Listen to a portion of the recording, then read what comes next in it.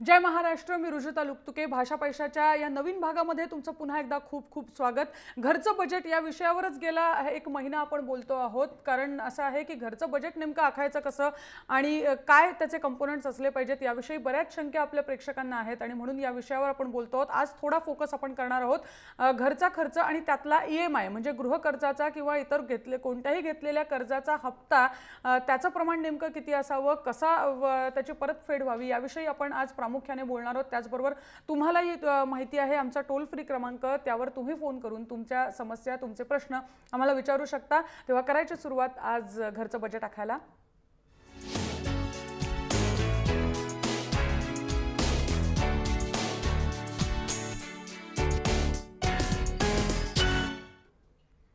आज नवीन गेस्ट आपल्याबरोबर आलेले आहेत. दोन आपले गेस्ट आहेत. मोहित गोखले कर्जविषयक तज्ज्ञ आहेत ते, आणि सुहास मालनकर तुमची ओळख झालेली आहे यांच्याशी, एकदा चार्टर्ड अकाउंटंट आहेत. तुमच्या सगळ्या समस्यांना तुमच्या सगळ्या प्रश्नांना आज ते उत्तर देणार आहेत. आणि जसं मी सुरुवातीला म्हटलं, आपण आज गृह कर्जाच्या हप्त्यावर थोडं जास्त फोकस करणार आहोत आणि म्हणून सुरुवात मोहित सरांपासून करते. मोहित सर, असं आहे की आपण घरचं बजेट आखत असताना आपल्या मिळकत आणि आपला होणारा खर्च याचा ताळमेळाबद्दल बोलत असतो. आणि यावेळी जर आपण अलीकडच्या तरुण मुलांमध्ये जर बघितलं तर ट्रेंड असा आहे की बरीचशी मिळकत ही EMI म्हणजे हप्त्यावर खर्च होत असते कर्जाच्या. तर नेमकं घराचं बजेट आखताना ही सांगड आपल्याला कशी घालायची आहे? कर्ज तर प्रत्येकावर गृह कर्ज तर असणारच आहे असं आपण गृहीत धरतोय. मुळात गृहकर्ज हा एकदम प्रत्येकाच्या जिव्हाळ्याचा विषय. लोकांचे कान लगेच आम्ही होम लोन एक्सपर्ट आहोत म्हटल्यानंतर लोक आमच्या बाजूला गर्दी वगैरे जमतेच. हा एकदम जिव्हाळ्याचा विषय आहे. नॉर्मली मी जे माझ्या क्लायंट्सना सांगतो की साधारणतः तुमचं जर 100 रुपये उत्पन्न असेल तर साधारण 30 ते 40% 45% ह्याच्यापेक्षा गृहकर्जाचा हफ्ता असू नये. जर 100 रुपये कमवताय तर 30-40% गृहकर्ज, 30 ते 40% तुमची इन्व्हेस्टमेंट आणि 30 ते 40% तुमचा घर खर्च. अशा प्रकारे तुमचं नियोजन पाहिजे खर्चाचं. आणि नॉर्मली लोकांची टेंडन्सी अशी असते की घराचा EMI आणि खर्च झाल्यानंतर उरलेल्या रकमेचं लोक सेव्हिंग करतात. नॉर्मली आपलं जे इन्कम आहे त्या इन्कममधून आपला घर खर्च आणि आपलं सेव्हिंग झाल्यानंतर उरलेली रक्कम आपण खर्च करावी, हा याचा थंब रूल आहे. जर हा मंत्र जर लोकांनी ॲक्सेप्ट केला तर बरेच प्रश्न त्यांचे सुटू शकतात. आणि मग जे आपलं सेव्हिंग आहे त्याच्याप्रमाणे मग 30%चं आपण वेगवेगळ्या प्रकारामध्ये आपण त्याची नियोजन करायला पाहिजे. बरोबर. म्हणजे आपल्या मिळकतीच्या आपल्या महिन्याच्या पगारातला 30% रक्कम ही शक्यतो EMI वर असावी. 30 ते 40 त्याच्यापेक्षा जास्त शक्यतो असू नये. याबद्दल आपल्याला सुहास सर जास्त सांगू शकतील, कारण आमच्याच ऑफिसमध्ये मी अनेकदा अशी उत्तरं ऐकते ना की जेव्हा टॅक्स प्लॅनिंगची वेळ येते त्यावेळेला माझं गृहकर्ज आहे ना त्याच्यात सगळं होऊन जातं, मला आणखी काही करायची गरज पडत नाही. म्हणजे हा एक खूप मोठा कंपोनेंट आपल्याला, खूप मोठी मदत आपल्याला कंपोनेंट नाही मिळत असते गृहकर्जाच्या परताव्यातनं. एका दृष्टीने ते बरोबर आहे. गृहकर्ज म्हणजे दोन प्रकारे तुम्हाला इन्कम टॅक्समध्ये बेनिफिट मिळतं. एक तर तुम्हाला इंटरेस्टचं डिडक्शन मिळतं वेगळ्या सेक्शन खाली, आणि परत तुम्ही रिपेमेंट करता ते हाऊसिंग लोनचं रिपेमेंट करता त्याचं पण तुम्हाला डिडक्शन मिळतं. म्हणजे तो एक मेजर पार्ट तुमचा 80C सेक्शनमध्ये किंवा 24B सेक्शनमध्ये, ही जे दोन सेक्शन आहेत. आता 2 लाखापर्यंत इंटरेस्टचं रिडक्शन तुम्हाला अवेलेबल आहे. आता ॲडिशनल 50,000 केलं आहे. म्हणजे जनरली 2 लाखापर्यंत इंटरेस्टचं रिडक्शन, नंतर 1.5 लाखापर्यंत तुम्हाला हाऊसिंग लोनचा रिपेमेंटचा हप्ता तो तिथपर्यंत अलाव होऊ शकतो. म्हणजे तो एक मेजर बेनिफिट अवेलेबल असतोच लोकांना. आणि त्याच्याबरोबर बाकीचे तुमच्या PPF आहेत, LIC आहेत, हे सगळे कंपोनंट त्याच्यावर ते एक बंडलच येतं. 1.5 लाखामध्ये ते सगळेच repayment of housing loan, LIC, NSE सगळेच येतात ना. गृहकर्ज हा खरंच एक महत्त्वाचा कंपोनेंट सध्या आपल्या प्लॅनिंगमध्ये झालेला आहे. आणि आता पहिला फोन कॉल जो आपल्याला आला आहे, रामचंद्र गुलाटे फोन लाईनवरून आपल्याबरोबर आहेत. रामचंद्रजी, तुमचं स्वागत आहे जय महाराष्ट्रमध्ये. तुमचा प्रश्न विचारू शकता. सर, तुमच्या टीव्हीचा आवाज कमी करा आणि मग सलग प्रश्न विचारा. नमस्ते मॅडम. बोला. मी रामचंद्र नरुटे बोलत आहे, तालुका माळशिरस, जिल्हा सोलापूर. तर मॅडम, माझी मुलगी 1-1.5 वर्षाची आहे. तर सुकन्या समृद्धी योजनेचं जे हे आहे ना, ते स्कीम आहे ना गव्हर्नमेंटची, हो हो, त्याच्यामध्ये मी पैसे गुंतवू इच्छितो. तर सुकन्या समृद्धी योजना ही त्यामध्ये पैसे जर गुंतवले तर ते कसं आहे त्याबद्दल थोडी माहिती घ्यायची.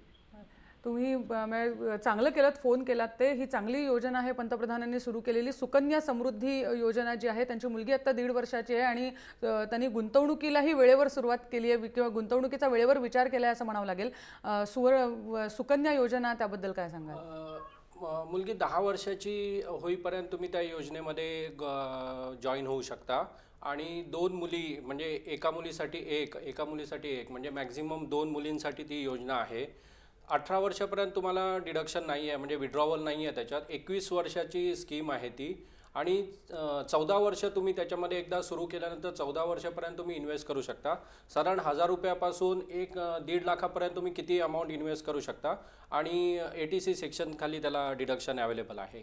आणि ॲडिशनल त्यांनी काय केलं आहे की PPFचा इंटरेस्ट जसा टॅक्स फ्री आहे तसाच सुकन्या समृद्धीचा इंटरेस्ट पण टॅक्स फ्री आहे आणि 8.6% म्हणजे highest rate of interest Sukanya समृद्धीमध्ये अवेलेबल आहे लोकांना. इवन आता PPF पेक्षाही जास्त आहे तो. हो, आणि मला वाटतं पोस्टात आणि महत्त्वाच्या बँकांमध्ये पण ही सोय उपलब्ध आहे. हो, पोस्टात आणि महत्त्वाच्या बँकात ही सोय उपलब्ध आहे. नॅशनलाइज बँकांमध्ये आपण. बरोबर. तर त्यानंतर पुढचा फोन कॉल जो आपल्याला आला आहे, चंद्रकांत चुगल कोल्हापूरहून फोन लाईनवर आपल्याबरोबर आहेत. चंद्रकांतजी, तुमचा प्रश्नही तुम्ही विचारू शकता. नमस्कार मॅडम. बोला. मी चंद्रकांत चौगुले बोलतो. तर ऍक्च्युअली कसं आहे की गृह कर्ज मिळण्यासाठी आपल्याकडे समजा आता घरच नसेल तर आणि खाजगी नोकरी असेल तर त्यासाठी काय करावं लागेल? तुम्ही गृहकर्ज घेऊ इच्छिता? घेऊ इच्छिता. पण चौगल नाही, चौगले. अच्छा. नाही, त्याबद्दल मी तुमची माफी मागते, पण तुमच्या नावाची चुकून मी चुकीचा उल्लेख केला. पण तुम्हाला गृहकर्ज तुम्हाला घ्यायचं आहे आणि तुम्ही खाजगी नोकरी करता, बरोबर? हो मॅडम. बरोबर. तुम्ही योग्य ठिकाणी फोन केलाय. मोहित सर, काय मार्गदर्शन कराल? तुम्ही खाजगी ठिकाणी नोकरी करत असाल तर पहिले म्हणजे तुम्हाला प्रॉव्हिडंट फंड वगैरे या सुविधा आहेत की नाही आहेत हे आपल्याला बघावं लागेल. सर कसं आहे, खाजगी याच्यामध्ये ते दिल्या जात नाहीत. एक पेमेंट कमी असतं आणि त्या दिल्या जात नाहीत. ओके. आणि तुम्हाला चेकनी पेमेंट होतं का तुमच्या सॅलरीचं? नाही, ते बँकेमध्ये जमा करतात. Okay, direct. ओके, ठीक आहे. जर तुम्हाला बँकेमध्ये डायरेक्ट जमा होत आहे म्हणजे थ्रू बँकिंग चॅनलच आहे, म्हणजे आपण त्याचं इन्व्हेस्टिगेशन करू शकतो त्या इन्कमचं. आणि इन ॲडिशन टू दॅट जर का तुम्ही 3 वर्षाचे म्हणजे रेग्युलर इन्कम टॅक्सचे रिटर्न्ससुद्धा भरत असाल किंवा फॉर्म नंबर 16च्या मार्फत जर का तुम्ही तुमचे इन्कम टॅक्सचे रिटर्न भरत असाल तर बँक तुमच्या 3 वर्षाच्या इन्कमचं ॲव्हरेज आणि तुमच्या आत्ता दरमहा जमा होणाऱ्या सॅलरीचा कंपोनंट, बँकेत जमा होणाऱ्या सॅलरीचा कंपोनंट बघून त्याच्या साधारण 40 ते 50% कर्जाचा हप्ता येईल इतपत कर्ज तुम्हाला देऊ शकते. म्हणजे साधारण जर तुम्हाला आज 25,000 पगार असेल तर तुम्हाला एक 13-14 लाखापर्यंत कर्ज साधारणतः तुम्हाला अवेलेबल होऊ शकतं. पण मी बराच वेळा प्रयत्न केला पण बँकांकडून ते नाकारण्यात आलं. म्हणजे कसं खाजगींना आम्ही देत नाही वगैरे सगळं सांगतात ते लोक. अच्छा, मग हेच कारण देण्यात आलं तुम्हाला की तुम्हाला खाजगी काम करणार म्हणजे खाजगी कंपनीत काम करणाऱ्याला देऊ शकत नाही असं? हो. मला वाटतं त्यांना संस्था सुद्धा बदलावी लागेल. काय पर्याय आहेत? ऍक्च्युली इन्कम तुम्ही रिटर्न्स फाईल करता का तुमचे इन्कम टॅक्सचे? नाही सर, नाही. कसं पेमेंट मला 10,000 असल्यामुळे ते काय तसं काय नाहीच ना. हा खूप मोठा. कारण 10,000 कर्जामध्ये पहिली गोष्ट म्हणजे तुम्हाला 10,000 पगारामध्ये तुम्हाला पहिले घर मिळतं आहे का? म्हणजे तुम्ही जसं मी तुम्हाला सांगितलं की तुमच्या कर्जाचा हफ्ता भरून तुमचा घर खर्चही चालला पाहिजे आणि तुमचं सेव्हिंगही झालं पाहिजे. सो दॅट 10,000 उत्पन्नामध्ये तुम्ही ह्या तिन्ही गोष्टींचं नियोजन पहिले करू शकताय की नाही हे पहिले तुम्ही स्वतःला विचारा. मग तुम्हाला बँक म्हणजे मग बँक का हो नाही म्हणते हे त्याचं उत्तर तुम्हाला स्वतःलाच कळेल. नाही सर, कसं आहे माहिती आहे का, पूर्वीपासून माझं ऍक्च्युली DED झालेलं आहे. काय ओपन असल्यामुळे मला सर्व्हिस नाही लागली. आणि दुसरी गोष्ट कसं बरोबर, आपण काही खाजगी गोष्टींबद्दल नको बोलायला या कार्यक्रमाच्या माध्यमातून, पण आपण 2 पर्याय त्यांना सुचवू शकतो. एकतर कुटुंबाच्या एकूण उत्पन्न जर त्यांच्या इतर कोणी कमावता असेल तर त्या एकूण उत्पन्नावर त्यांना कर्ज मिळू शकतं. आणि कर्ज मिळवण्यासाठी सुद्धा किंवा एरवी सुद्धा तुम्ही तुमचे रिटर्न्स फाईल करायची सवय नियमित स्वतःला लावून घ्या आणि त्याचा फायदा तुम्हाला नक्कीच होऊ शकतो चंद्रकांतजी. आणि यानंतर तुम्ही पर्सनल कन्सल्ट म्हणजे तुम्ही कोणाकडे जाऊन त्याचा सल्ला याविषयी अवश्य घेऊ शकता की नेमकं कुठे अडतंय ज्याच्यामुळे कर्ज तुम्हाला मिळू शकत नाहीये. मला वाटतं तुम्हालाही या मुद्द्यावर काही बोलायचं होतं. नाही, तुम्ही बोललात ते बरोबर आहे की कंबाईंड फॅमिली इन्कम जे आहे ते विचारात घेणं जरुरी आहे. आणि दुसरं म्हणजे वेगवेगळ्या संस्थांचे लोन संबंधी निकष असतात. म्हणजे एका संस्थेने लोन नाकारलं तर दुसरी संस्था नाकारेल असंच नाही, पण ते उत्पन्नाच्या प्रमाणातच असतं. आणि साधारण जे उत्पन्न असतं त्याच्या साधारण वार्षिक उत्पन्न असतं त्याच्या 4.5 ते 5 पट सर्वसाधारणपणे लोन दिलं जातं. म्हणजे त्यांनी त्यांची लोनची रिक्वायरमेंट आहे ती किती आहे ती त्यांनी पाहिलं पाहिजे. म्हणजे साधारण त्यांच्या उत्पन्नाच्या 4.5 ते 5 पट त्यांना लोन देतात बँका. पण बँकांकडे त्यांना वेगवेगळ्या बँकांकडे त्यांना प्रयत्न करावे लागतील. म्हणजे एक बँक जर देत नसेल तर वेगळ्या सोर्स मध्ये प्रयत्न करायला लागतील त्यांना.